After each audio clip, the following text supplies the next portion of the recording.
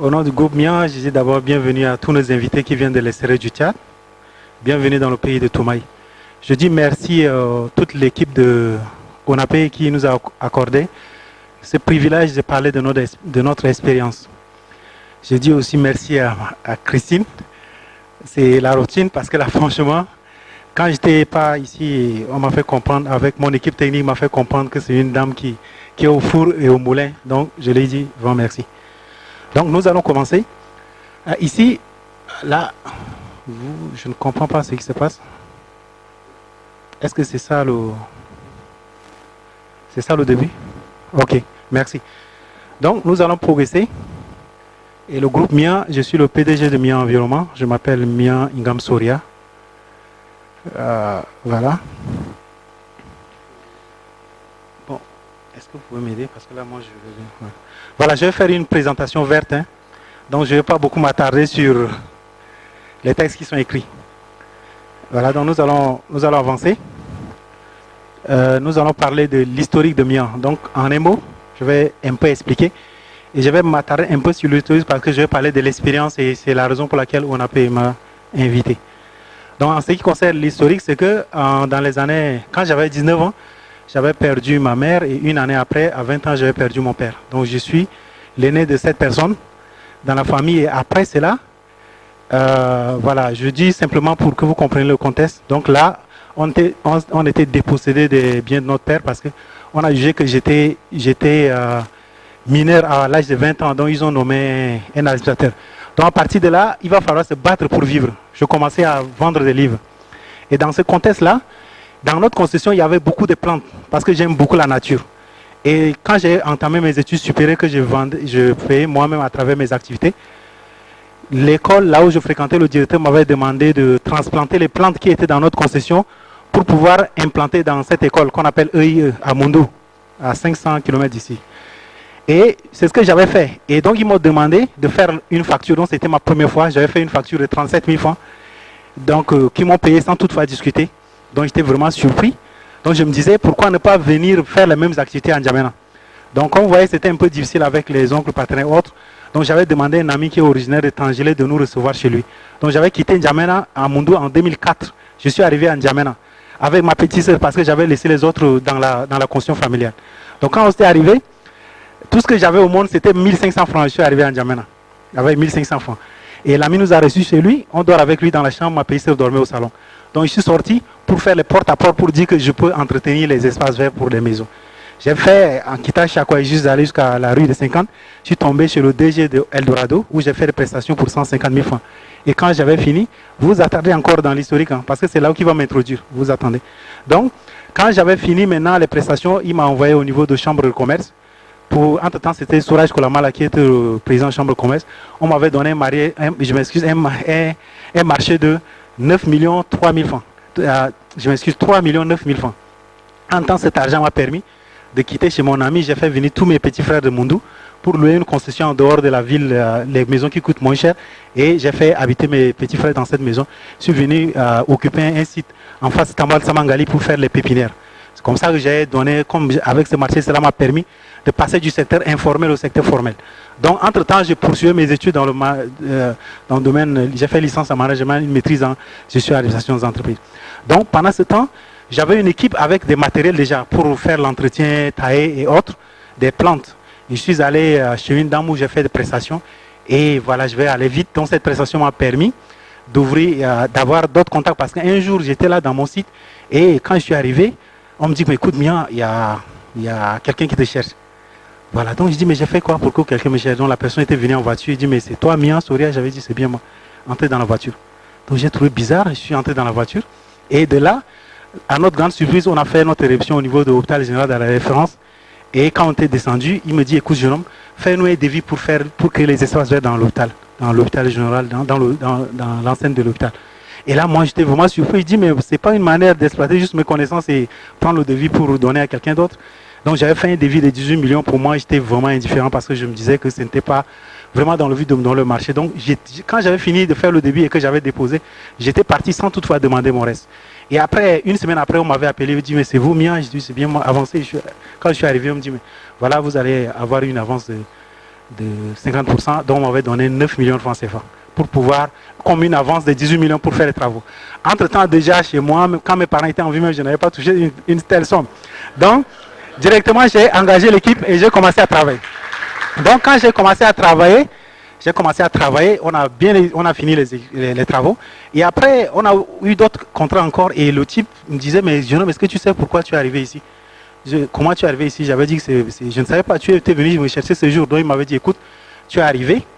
Voilà, donc là, je vais faire cette petite expérience pour parler du comportement vert qu'il faut avoir quoi, quand on travaille dans le vert. Parce que quand on a fait des prestations, c'est cette dame-là, c'est un montant de 50 000 francs. Et comment je m'organisais? Je venais, je gagnais un marché, et quand mon équipe est en train d'exécuter, moi je partais faire porte-à-porte pour gagner d'autres marchés. Donc quand vous quittez ici, c'est pour aller dans une autre maison.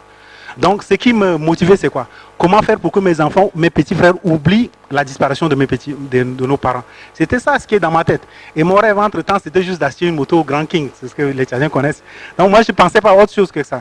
Donc quand j'ai exécuté les travaux, la dame, à mon absence, a utilisé mon équipe pour faire des prestations qui n'étaient pas dans notre clause.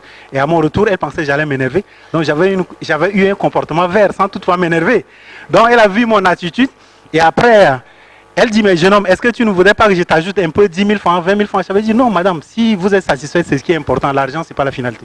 Je suis allé, donc c'est cette dame. Elle a la petite sœur du directeur général de l'hôpital, l'ancien ministre de la Santé Ngarera. C'est elle qui a ramassé nos papiers, nos dépliants pour venir dire au directeur qu'écoute, si tu veux des prestations de qualité, il faut chercher ces jeunes. Voilà, et quand on a exécuté le travail, elle n'était même pas revenue pour dire que c'est elle, pour demander 10%. C'est ce qui se passe souvent. Voilà, c'est comme ça. Et en 2011, en 2012, je me suis dit, pourquoi ne pas créer une marque à moi? C'est pourquoi j'ai créé Mian, comme c'est mon nom, Mian Environnement. Et c'est Mian. Donc on a juste mis les placards partout dans les ronds-points et dans les carrefours en N'Djamena pour écrire Mian. Donc je sais qu'en communication, il faut être un peu simple. Donc j'ai écrit seulement Mian en gros caractère, même à 1 km, on pouvait connaître. Donc vous voyez, en termes d'expérience, au niveau de l'hôpital général de la référence, Place La Nation, Musée National, c'est nous qui avons exécuté toutes ces prestations, ces marchés. Et le plafond qu'on avait obtenu, atteint comme marché, comme chiffre d'affaires, c'était 500 millions de francs CFA, à peu près 1 million d'euros. Donc pendant ce temps, j'avais eu le privilège aussi de visiter Las Vegas parce que c'est une ville qui m'a passionné. Pourquoi? Parce qu'ils ont un programme d'entretien d'eau.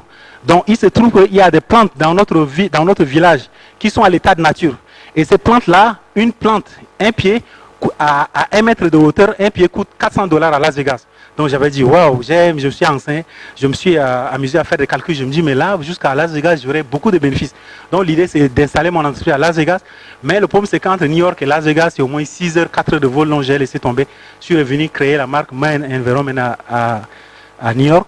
Le but, c'est Oxygène Unit. J'avais créé un concept. Ça veut dire que chaque personne qui est dans un bureau, cette personne a besoin d'une plante pour que on échange, ça veut dire la plante te fournit de l'oxygène, toi tu le fournis de CO2. C'est comme ça que j'ai créé. Une dame au niveau de Bank of America était tombée amoureuse de ça. Elle dit qu'elle veut bien même être actionnaire dans ma société. À mon retour, je ne sais pas si c'est un privilège ou un problème, parce que là, on nous avait confié un marché dans N'Djamena sur 45 km, à peu près d'un marché de 3 millions d'euros, et à peu près 3 milliards et quelques. Et voilà, ce marché nous a plongé dans des moments difficiles. Là, je n'ai pas besoin d'entrer en détail, peut-être beaucoup de gens connaissent déjà cette histoire. Donc, pendant ce temps, cet obstacle que nous avons vu, nous avons rencontré, il est question de se réorganiser. Pourquoi? Parce que vous voyez ici, Hilton, là, dans les locaux de Hilton ici, quand les murs étaient construits, les gens ne s'entendaient pas sur le mur parce que ce n'était pas bien construit. Donc ils se chamaillaient. Je suis arrivé voir le responsable de Saline Group. Il dit, mais pourquoi vous chamaillez? Voilà que la construction n'était pas faite, les murs n'étaient pas bien dans les normes. J'avais dit simple, couvrez avec les plantes. Donc c'était comme ça que j'ai proposé. Voilà. Donc ici, nous avons la vulgarisation des pavés dans la ville de N'Djamena, c'est nous qui avons fait. Nous avons fait la promotion d'une plante au début qu'on appelle Private Mian. Mais à la fin, la plante s'est retrouvée avec le nom 6 mois. Parce que c'est une plante qui est impeccable. C'est avec ça que nous avons proposé et c'est ce qui a permis de voir toute la verdure ici à Hilton, tous les verdures, les plantes qui couvrent les murs que vous voyez partout ici. Donc c'est nous qui avons proposé cela. Maintenant, voilà, donc nous avons réalisé Banque mondiale, Musée national, Place La Nation, tout ça, ce sont nos réalisations. Voilà, nous avons créé une branche aux États-Unis. Et après, on a vu qu'il y a des potentialités. Et là, le problème, c'est qu'on s'est rendu compte qu'il y a des choses que les gens cherchent beaucoup ailleurs, mais ici, chez nous, c'est à l'état de nature. Donc, il va falloir les valoriser. Ce qui nous a amené directement dans le domaine cosmétique et alimentaire. Donc, nous allons maintenant revenir, ouais, nous allons déjà revenir. Nous allons commencer avec, comment on appelle, vous revenez au début, si c'est possible. Voilà, c'est comme ça que c'était parti. Voilà, je crois que c'est comme si ce n'était pas la version, hein, la dernière version. C'est bien ça. Voilà, vous remontez encore un peu. Hein. Encore un peu, parce que là, c'est carrément. Voilà, donc nous avons mis dans le... avant cela, vous remontez encore, s'il vous plaît. Ok, nous avons commencé ce qu'on appelle l'anacarde. Donc, dans mes voyages, un jour, j'étais parti au Cotonou. Et en 2011, j'ai vu que les gens mangeaient les noix de cajou, alors que ces choses, j'étais par terre ici, depuis au temps de l'indépendance. Donc, à mon retour, j'ai envoyé des échantillons à des amis qui sont ailleurs pour voir si c'est la même qualité. C'est en 2013 qu'on avait eu la réponse. Maintenant, avec les difficultés, les problèmes que nous avons eu en 2014, peut-être que la majorité des gens connaissent, c'est en 2016 que nous avons relancé proprement nos activités. Donc, nous avons commencé avec les noix de cajou. Parce que, ici, chez nous, ces noix-là sont jetées par terre depuis plus de 40 ans. Et on peut estimer à une quantité de 3000 tonnes qui sont jetées chaque année et que les gens n'utilisaient pas. Donc, en 2014, nous avons fait un lancement officiel au niveau de ces fautes. Si vous êtes sur l'Internet, vous mettez Tchad filière Anacar, vous allez trouver des vidéos de lancement de ça. Donc, quand nous avons lancé cela, nous avons commencé à faire la sensibilisation. Bon, puisqu'quand nous avons commencé, même nos autorités ne s'intéressaient pas aussi à ça. Donc, nous, on s'est mis, on a commencé à communiquer là-dessus pour que les gens puissent comprendre. Donc, on a fait une conférence de presse. Et la plante, peut-être pour certains qui ne connaissent pas, vous prenez par exemple ça, l'anacarde, ça c'est ce qui est la couverture. On extrait ce qu'on appelle résine anacardique. Et résine anacardique, voilà, donc ici c'est ça. Parce qu'il y a cette partie qu'on appelle, cette pomme-là, c'est ce qui est sucré, c'est ce que les gens mangeaient beaucoup. Donc résine anacardique, on extrait et c'est ce qui permet, qui est dans la fabrication des pneus des avions. Donc tous les avions du monde ont résine anacardique. Et on a aussi des produits cosmétiques. On peut faire aussi transformer pour des comment on appelle, des pesticides bio. Voilà, dans le cosmétique, on fait beaucoup avec. À l'intérieur, on extrait ce qu'on appelle noix de cajou. Nous avons un stand là, juste là, on a vendu une noix de cajou, mais apparemment c'est déjà fini. Donc les noix de cajou, ailleurs, les gens mangent beaucoup. Pourquoi? Parce que ça lutte contre le stress et il paraît que ça maintient des gens à rester jeunes. Donc c'est ce qui fait que les gens achètent beaucoup. Donc vous voyez, la tonne de noix de cajou coûte au moins $1500 la tonne. Ça veut dire que c'est mieux que le pétrole, notre pétrole. Voilà. Donc, ici, autre chose, dans notre démarche en termes d'études de faisabilité, on a utilisé les données d'Internet au début qui nous a un peu trompé. On était obligé de nous référer à nos données sur place. Ça veut dire quoi? Vous prenez un anacardier en Côte d'Ivoire ou bien en Guinée-Bissau. Des fois, c'est un peu différent notre anacardier d'ici à cause du sol. Des fois, si un arbre produit 5 kg, vous risquez même de multiplier par 2 ou par 3 pour trouver la quantité du Tchad.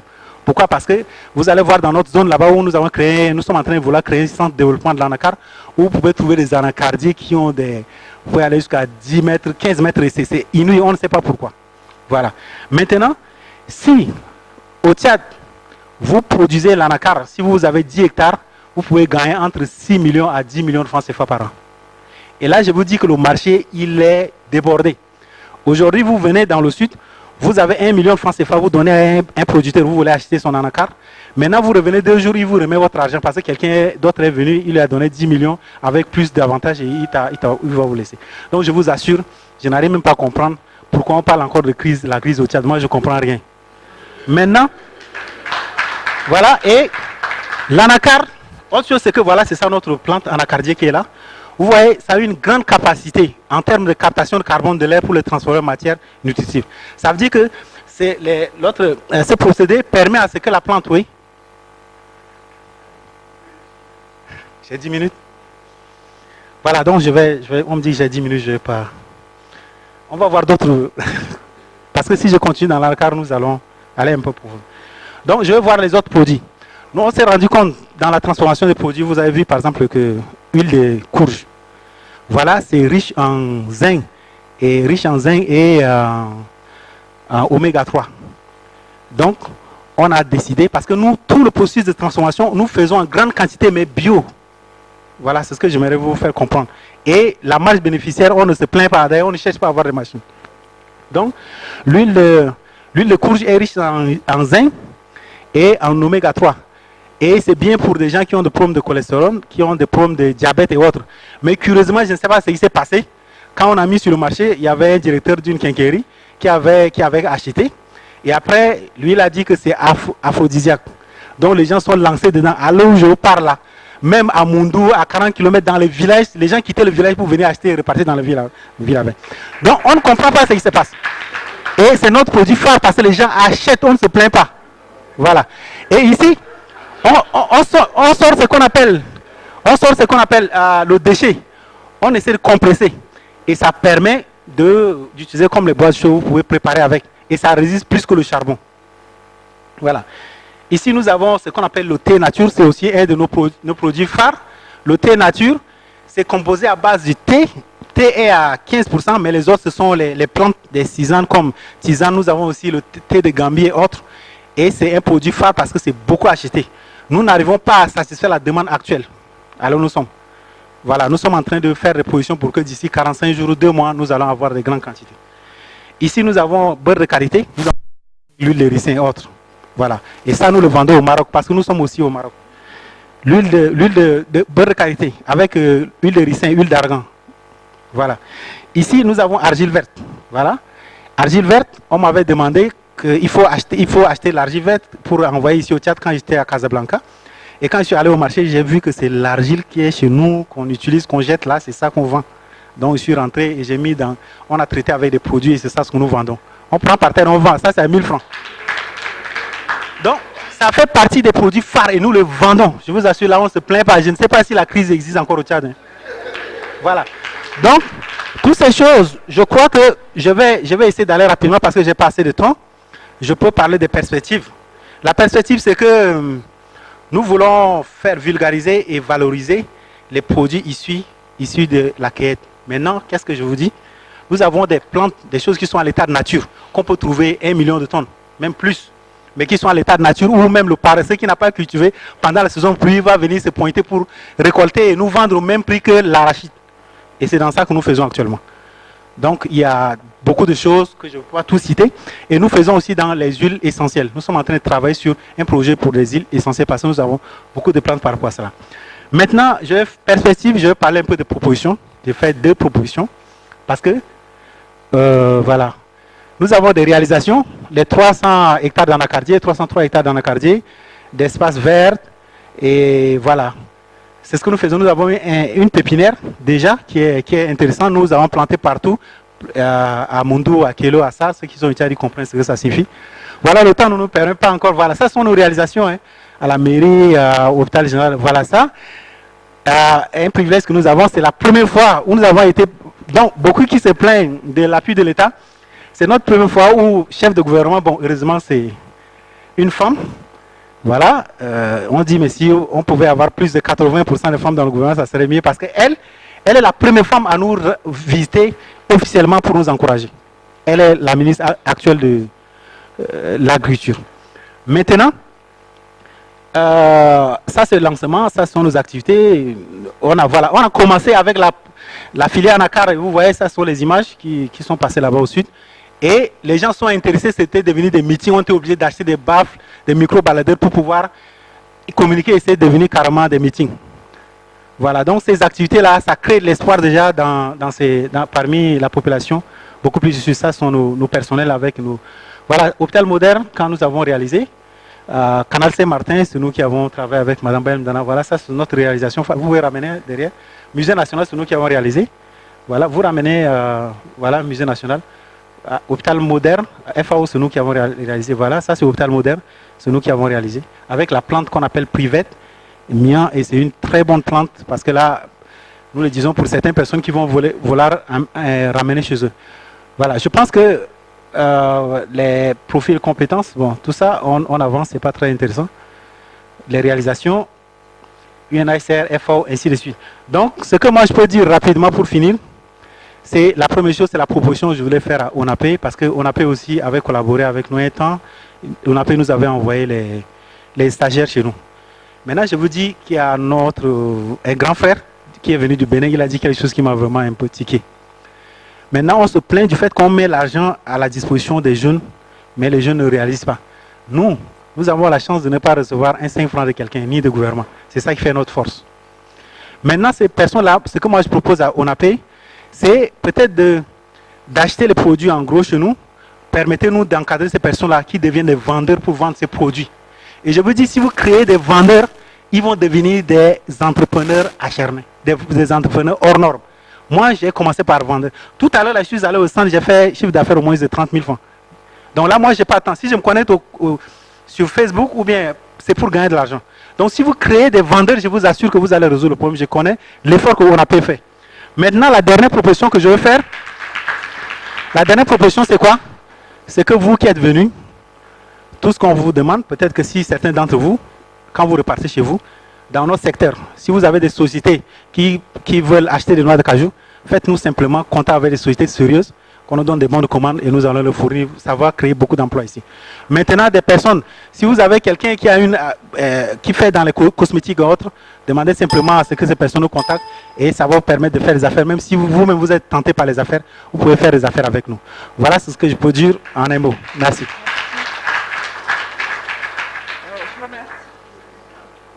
Je vous remercie. Ça marche pas. Allô? Ça ne marche pas.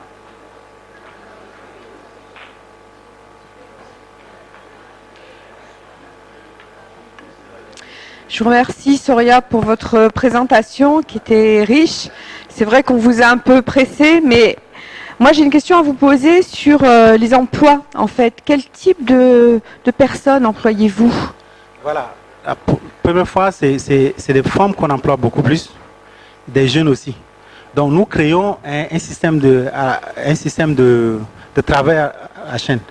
Ça veut dire qu'un groupe qui fait ça, notre but c'est de quoi? C'est de ne pas être tenté d'intervenir les machines. Mais la quantité qu'on nous demande, il faut qu'on soit capable.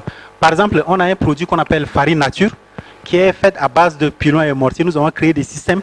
Et ça, c'est une farine qui n'est pas entrée dans la machine, mais fait à base de la main, à travers des matériels un peu écologiques, et avec du bois. Donc, c'est tout un système que nous faisons. Les femmes sont les premières personnes à être employées, les jeunes aussi. D'accord. Voilà. Et vous formez quand vous recrutez des jeunes, parce que c'est apparemment des jeunes, voilà, les femmes, donc, vous les formez, comment vous procédez? Voilà, donc vous voyez, aujourd'hui, on n'a pas certains métiers n'existent pas au Tchad, donc on est obligé, comme nous avons créé notre métier, nous formons des gens. Donc, des gens qui arrivent chez nous, nous les formons d'abord. Nous les formons parce que nous essayons, notre formation c'est dans le tas et vraiment on trouve toujours des gens efficaces. Donc, je crois que quelqu'un que je le forme ici en termes paysagistes, il peut se défendre même sous d'autres cieux. Voilà. Et votre activité de paysagiste, on va dire comme ça, vous la développez uniquement en milieu urbain ou est-ce que vous allez aussi en milieu plus rural? Voilà, le domaine paysagiste, nous le développons beaucoup plus en milieu urbain parce que nous n'avons pas de demande dans le milieu rural. Mais maintenant, l'avantage c'est quoi? C'est que nous sommes en train de faire adopter les plantes. Les plantes, nous faisons domestiquer les plantes sauvages, les plantes de la brousse. Parce que ces plantes-là grandissent sans arrosage. C'est ça notre dernière perspective. C'est pour que les gens puissent planter les plantes qui viennent de la brousse et c'est décoratif et c'est moins d'entretien. D'accord. C'est hyper intéressant. Alors, on va prendre quelques questions. Il y en a déjà pas mal. Donc, je vois peut-être qu'une hôtesse peut nous aider pour passer les micros. Je vais déjà passer la parole à Angélique. J'ai vu. Hein. Merci Christine. Monsieur Mian, ça c'est... Je sais pas, le micro marche, vous m'entendez? Oui, je vous entends très bien. Oui, ça c'est une success story. C'est comme ça que nous aimons les entrepreneurs. Une seule question. Combien de temps ça prend entre le moment où vous mettez la graine dans la carte au sol et jusqu'au moment où il va produire le premier fruit? Voilà, ça dépend du sol. Normalement, c'est maximum 2 ans et demi. Mais il y a des sols où on peut aller jusqu'à un an ici, 8 mois. Bon, ça se passe au Tchad, je ne sais pas ailleurs, c'est la même chose, je ne sais pas. Voilà. Alors, je vais revenir ici. Hein. Je vais aller un peu dans le fond. Où est-ce qu'il y a des questions là? Je vois des mains qui se lèvent. Là, une main qui se lève ici. Oui, après je viens vers vous. Merci Monsieur Mian. Moi, c'est Mougamas de Blaise.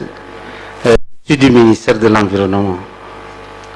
Au fait, beaucoup de gens m'ont appelé pour me poser la question afin d'avoir le nom scientifique de Privette, mais je suis dans l'incapacité de leur donner le nom scientifique. Est-ce que je peux avoir ce nom scientifique? D'accord. Donc là, je profite pour dire qu'il y a une fausse information qui la Privette donne du cancer. Ça, c'est une fausse information. Au contraire, la Privette lutte contre le cancer.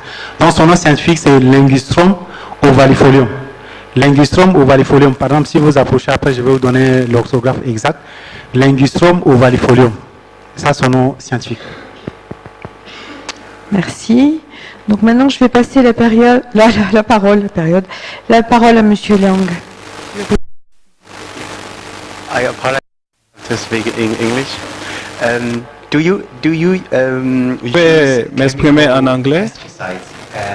Est-ce que the reason why I ask is in case you don't use any chemical fertilizers or pesticides, your product could be certified as bio or organic, which would make it really high priced when you export.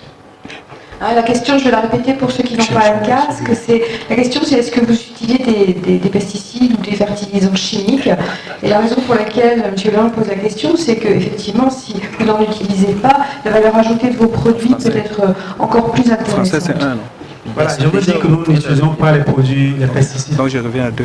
Pourquoi? Parce que comme je disais tout à l'heure, C'est ici. dans le dérivé de l'anacarde, on retrouve les pesticides bio. Et nous le faisons de manière, si vous voulez, artisanale. Et ça permet, si vous le faites maintenant, et que vous avez des termites chez vous, vous versez, vous allez voir directement le résultat, parce que les termites vont disparaître. Donc aujourd'hui, nous n'avons pas besoin d'utiliser les pesticides. Nous n'avons pas besoin. Nous possédons plus de à peu près 300 hectares. Nous avons planté 23 hectares. Nous sommes en train de travailler dessus. Notez, nous le produisons nous-mêmes. Nous faisons toutes ces productions. Donc je vous dis que nous n'avons pas ce besoin d'utiliser les pesticides. Nous ne les avons pas. Nous ne savons pas pourquoi nous allons les utiliser. Ok. Ouais. Merci. Est-ce que M. Meldani? Oui, bonjour donc M. Mien, donc félicitations, donc et bon courage. Donc j'ai eu de la chance de s'entretenir avec vous donc lors du déjeuner, donc c'est très important ce que vous faites. Et d'ailleurs ce matin on a parlé de, on a une proposition, c'est-à-dire les gens qui connaissent de réussite, c'est-à-dire il faut qu'elles partent à 0 dirham, à 0 francs français ou bien 0 dirham. Donc pour moi, donc la question, je serai très rapide, ma question, quel est l'effectif de votre entreprise en matière de salariés permanents et non permanents? Et je vois devant moi des profils et compétences, c'est-à-dire en passant de l'agriculture jusqu'au mécanicien. Est-ce que vous arrivez à trouver des compétences au niveau national, au niveau de Tchad, des compétences, ou vous faites des formations, vous faites appel des formations qualifiantes ou des formations complémentaires? Merci. Voilà, merci pour la question. Donc actuellement, en termes de compétences, comme je disais tout à l'heure, moi j'ai eu une démarche. Quand je veux me lancer sur une filière ou un projet, il faudrait que ça réponde à mes attentes. Si c'est quelque chose qui va demander plus d'argent ou bien des compétences un peu compliquées, je préfère mieux garder encore. Nous avons des filières que nous gardons aujourd'hui à cause de certaines compétences ou bien les problèmes que nous avons encore.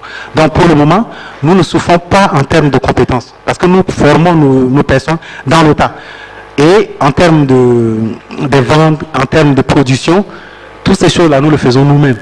Et en majeure partie, c'est moi qui forme au moins, c'est à 90% notre personnel. Donc c'est ce que nous faisons, nous ne nous prenons pas en termes de compétences. Cependant, nous savons qu'avec l'évolution aujourd'hui, avec les normes et autres, nous avons un problème de normes. Et ces normes-là, c'est ça le défi. Et notre ministère n'a pas certaines possibilités. Aujourd'hui, le problème de barcode dans les centres commerciaux ici, nous ne pouvons pas agir parce que quand on vient, on nous demande les barcodes et nous ne les avons pas. Ici, il n'y a pas une institution qui distribue les barcodes ici au Tchad. Donc, nous, le but, c'est d'amener notre gouvernement à créer ces choses-là. Je pense que si le gouvernement fait ces choses, je crois que ça va nous faciliter notre décollage. Donc il va falloir se mettre pour... Je vais vous dire, on a un problème. Il y a des produits que nous voulons prendre ici, faire les mises en emballage au Maroc, mais il n'y a pas des accords. Et avec le Maroc, c'était un peu difficile. Donc si le gouvernement puisse se pencher dessus pour nous faciliter en ce qui concerne les normes, les accords, je pense que ça va nous faciliter la tâche. Mais en termes de compétences dans notre travail, ce que nous faisons déjà, nous ne nous prenons pas pour le moment. Merci. Ok, on a une question. Je te promets, tu pourras poser ta question. Mais je me dirige d'abord vers la fin. Il y a d'autres mains qui se lèvent. Oui, alors, monsieur, je viens vers vous après. Ah, non, ne t'inquiète pas, Jérémy, je reviens vers toi. Oui, je profite pour répondre. L'emploi actuellement, les emplois fixes, nous sommes à 75 employés, mais nous créons plus de 300 emplois indirects à cause de l'activité de l'ANACAR. Voilà, mais il y a des périodes où nous allons jusqu'à 200 employés. Je parle des employés fixes. Mais les employés temporaires, ça dépend. Il y a eu des fois où on recrute jusqu'à 100, à 150, et ainsi de suite. Voilà, mais sinon fixe, c'est 75. Ok, merci. Bon, en fait, c'est la question que vous vouliez poser, hein, donc je pense que Soria a répondu. Donc, bravo. Je vais passer la parole à monsieur, après à Jérémy, après à notre ami Sidibé. Voilà, monsieur, à vous la parole. Merci. Moi, je réponds à Dimadingar. Je suis du ministère de l'Environnement. Ouais, merci. C'est juste pour revenir sur la question posée par mon prédécesseur par rapport au traitement de vos employés. Est-ce que ce que vous donnez, ça les permet de mener une vie décente? Comment vous les payez? Merci. Ok, merci pour cette question. Et on se retrouve dans un contexte où il y a la crise au théâtre, dont la main-d'œuvre devient un peu moins chère et ça fait un avantage pour nous. Parce qu'avant, vous donnez 60 000 à quelqu'un, la personne se plaint, mais aujourd'hui, vous donnez 60 000 à quelqu'un, la personne est vraiment contente. Voilà, donc je trouve ça c'est l'avantage que nous avons tiré de la crise. Donc je pense que nous, tout ce que nous faisons, vous allez voir que c'est un peu beaucoup plus le social, mais le social qui nous fait gagner l'argent, pas pour perdre. Donc nous essayons de... Il y a des activités, quand ça arrive, la personne a un salaire peut-être comme terme. Des fois, on ne respecte pas le SMIC, mais on fait contrat de prestation de service pour un temps. Par exemple, avec 40 000 francs. Un contrat de prestation de service. Et après, on amène la personne au niveau SMIC. Maintenant, le jour où nous avons plus de commandes, ces personnes font des travaux hors leur contrat. Et ça fait qu'ils se retrouvent avec plus d'argent à la fin du mois. Maintenant, pour la vente aussi de nos produits, même un comptable peut être un vendeur et il vend. Donc, nous, c'est développer cette compétence pour que tout le monde soit vendeur. Comme je disais tout à l'heure, je suis descendu là à notre centre, j'ai vendu à peu près presque 30 000 francs. Et voilà. Je profite pour dire que les anacardiers ici, nous les vendons à 3 000 francs. Donc si à la fin de la formation, chaque participant peut s'offrir, ça serait une bonne chose.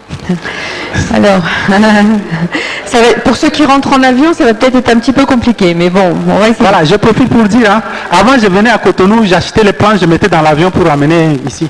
Ok. Je voyageais toujours, je voyageais, j'achetais les plans, je mettais au niveau de soute. Je fais un très bon emballage. Donc c'est pas la première fois. Alors, vous avez réponse à tout, hein, Soria. Très bon commerçant. Je vais passer la parole à Jérémy. S'il te plaît, est-ce que tu peux être succinct dans ta question? Merci, Jérémy. Merci, j'aimerais bien être très... Mais je veux dire déjà aussi félicitations à M. Mian. Son histoire ressemble un peu à celle de l'un des hommes les plus riches du Cameroun. Qui montre qu'il a commencé par vendre des arachis sur la tête. Et qu'il est devenu aujourd'hui un très grand industriel de par le monde. C'est une véritable success story. Bien, alors, comme bon marketiste, comme bon vendeur, vous le disiez, qui serait intéressé, qui a des gens qui dans sa salle. Moi, je suis un passionné de l'agriculture. J'essaie un peu dans tous les secteurs de l'agriculture. Donc, je voulais déjà demander, est-ce que l'anacardier peut aussi bien pousser dans notre zone équatoriale du sud Cameroun et il pleut beaucoup. Bon, je n'ai pas besoin de questions, je n'ai pas de problème d'arrosage et tout. Mais est-ce que ça peut bien pousser? Si c'est le cas, j'aimerais bien partir avec quelques échantillons pour essayer le ministère, si nous n'aurons pas de problème au niveau de l'avion. Merci. Voilà, tout de suite, nous avons des accords dans ce sujet. Moi, je n'ai pas de problème. J'ai pas de problème Cameroun. Moi, je ne crois pas que le pays de Toumaï, les essais de l'humanité vont empêcher quelqu'un d'aller. Ça, c'est pas possible. Maintenant, c'est ce que je peux dire. Concernant l'anacardier, voilà, je suis passionné, par exemple, au Cameroun. j'aurais aimé, si vous voulez, il faudrait que vous soyez donc ambassadeur. Vous venez avec une plante, vous plantez. Il faut commencer par là. Autre chose que je vais profiter pour vous dire. Quelqu'un qui a un hectare au Cameroun peut devenir Et nous avons des forêts comme ça. Voilà. Je vous dis que quelqu'un qui a un hectare au Cameroun exploitable, il peut être multimilliardaire. Pourquoi? Il faut maintenant choisir les secteurs. Par exemple, le secteur de Romanin, pour sortir des huiles essentielles Romanin.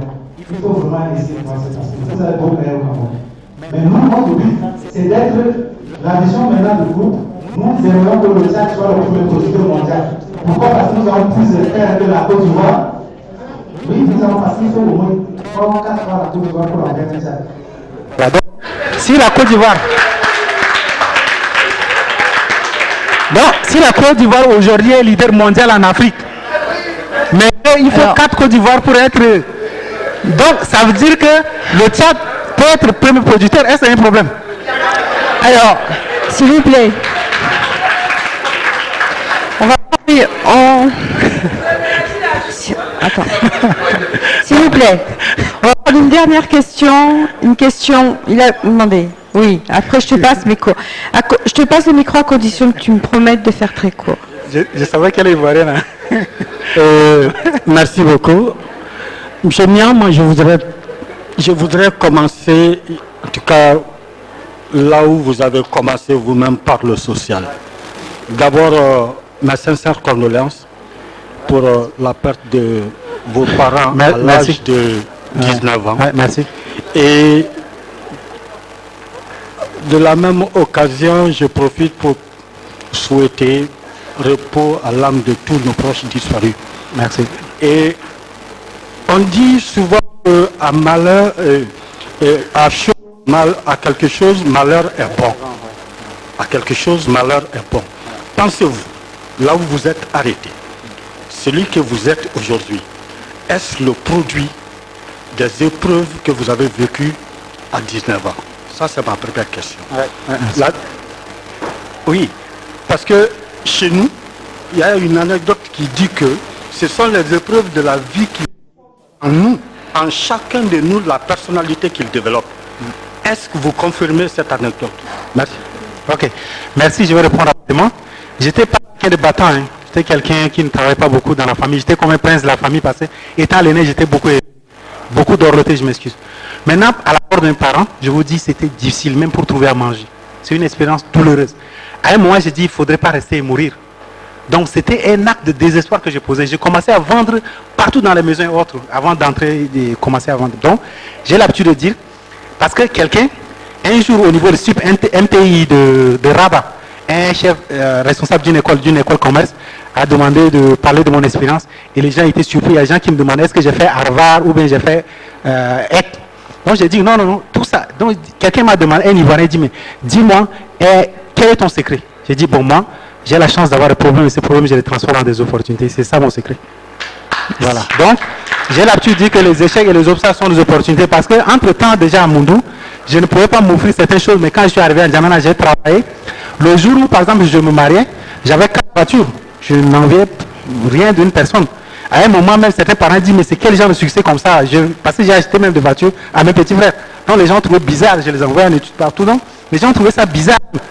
Donc je crois que si les parents ont envie, je serais un pauvre salarié avec un 3 4 000 francs en train de me jurer de ça, alors que voilà. Bon. Bon, mais juste parce qu'ils ont parlé de la Côte d'Ivoire et que tu ne peux pas ne pas répondre, mais s'il te plaît, très très court. Mes félicitations. Merci. J'ai écouté avec beaucoup d'intérêt et d'admiration. Merci. Mais là, vous avez fait une comparaison avec la Côte d'Ivoire. Donc, ça m'interpelle et je réagis. Vous avez raison. Peut-être que vous avez plus d'espace au Tchad, mais notre terre est plus fertile. Mais j'avoue, et là je vous le concède, vous faites mieux que ce que nous faisons, nous, qui sommes aujourd'hui premiers producteurs, ou bien parmi les premiers producteurs d'anacarde. Vous faites mieux que nous, parce qu'en termes de transformation, vous avez développé des produits que nous, à notre niveau, n'avons pas encore développés. Il serait intéressant qu'on s'inspire de votre success story, de votre modèle et améliorer la transformation. Parce que nous, jusque-là, on produit beaucoup, mais on exporte beaucoup à l'état semi-fini ou même brut. Alors que pour ajouter de la valeur, il va falloir qu'on transforme. Je vous concède ça, mais sinon notre terre étant plus riche, si on se met plus au travail... Alors, excusez-moi, on s'arrête là. Mais il a un bec et ongle à la raison de tous nos nations. Donc, maintenant de vous remercier beaucoup, Milan, je pense que vous avez fait carton plein là, c'est une belle expérience et on vous remercie pour cette belle présentation. Merci. Merci.